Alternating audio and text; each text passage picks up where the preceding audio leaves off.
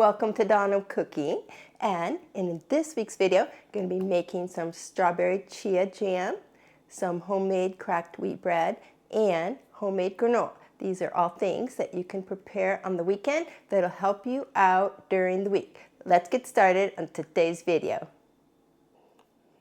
If you followed my channel for a while, you know that I like making everything homemade as much as possible. And so it was fun for me to make this chia seed jam with the strawberries. I just used some frozen slices that I had, and I'm going to give it a taste. It's absolutely delicious. And of course, you can adjust the real maple syrup to your liking. I put up just about 2 tablespoons in this. And so I'm going to be enjoying it this week on some toasted bread and also some yogurts.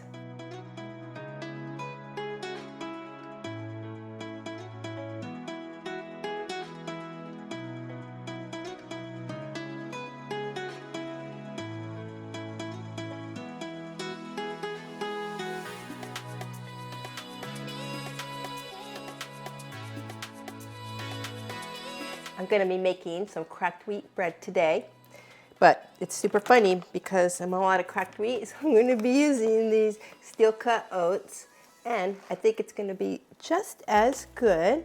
So first off, I have 1/3 cup of warm water, 2 1/4 teaspoons of yeast, and a little bit of sugar, a teaspoon of sugar in a bowl, and I'm going to let that get frothy.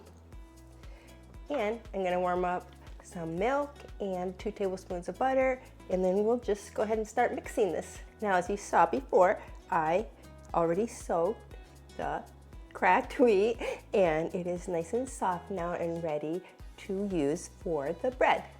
Now, I've warmed up a cup of milk, and I'm going to add 2 tablespoons of butter, and then I have 2 tablespoons of molasses, 2 tablespoons of Alaska honey that I have.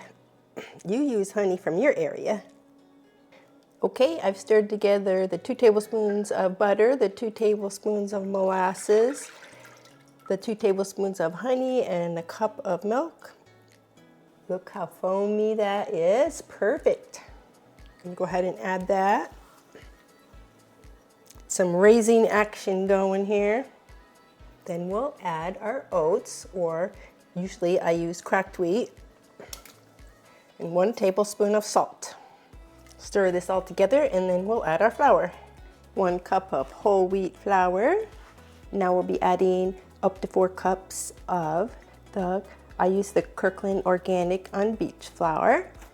Now I've added about 3 1/2 cups, and everybody's flour might differ a little bit, but you just want it to be smooth so your hands are not sticking to it and your bowl is clean.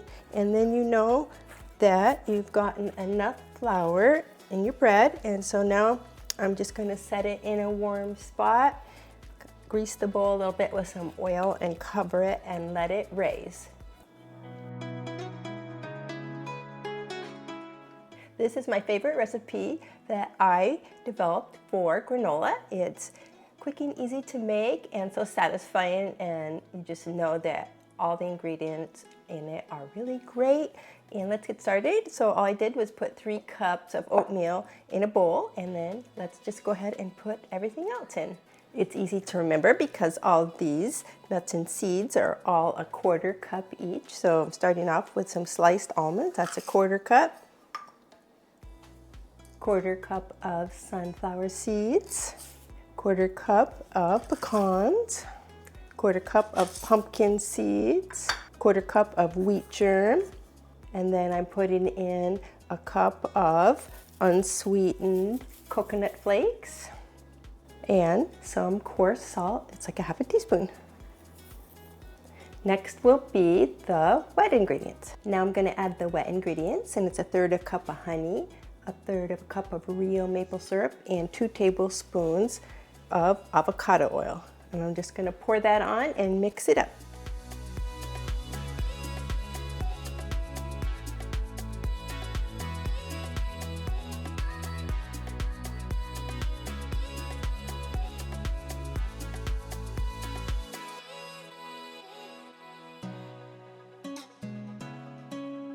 I got the granola all flattened out and compressed. Now I'm going to put it in the oven at 350 degrees for 15 minutes and then check it.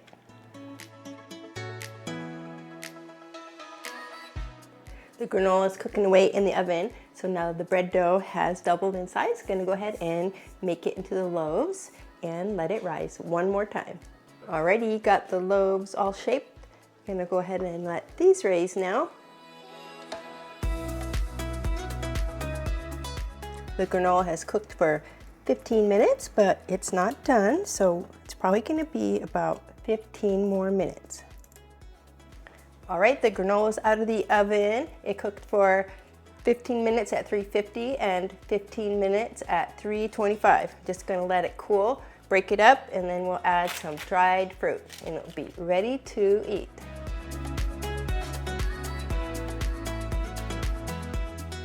The granola is out of the oven. The loaves have been raising. My house smells like a bakery. I'm gonna go ahead and put these in at 350 degrees for a half hour or a little bit longer till they're nice and golden brown and done.